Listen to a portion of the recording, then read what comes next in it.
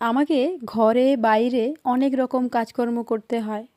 তবে এত কাজের মধ্যে আমার কাছে সবচেয়ে কঠিন বলে মনে হয় বাচ্চা মানুষ করা।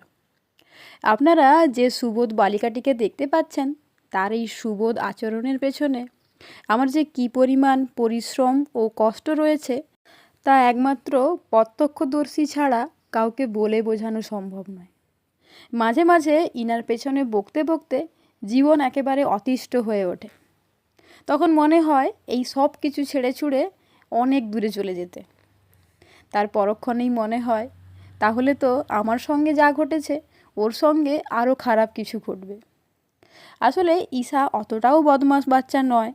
ওর মধ্যে অনেক ভালো গুণও রয়েছে, যা সত্যি সত্যি প্রশংসা পাওয়ার যোগ্য। আসলে আমাকে ৩৬৫ দিন ২৪ ঘন্টা প্রায় একা হাতেই বাচ্চার পড়াশুনো থেকে শুরু করে সমস্ত কিছু দেখতে হয়, আর সেই সঙ্গে আরও হাজারো রকমের কাজকর্ম করতে হয়। তাই মাঝে মাঝে ওর একটু বেশি বদমাশি আমার কাছে বিশাল বড় কষ্টের কারণ হয়ে দাঁড়ায়।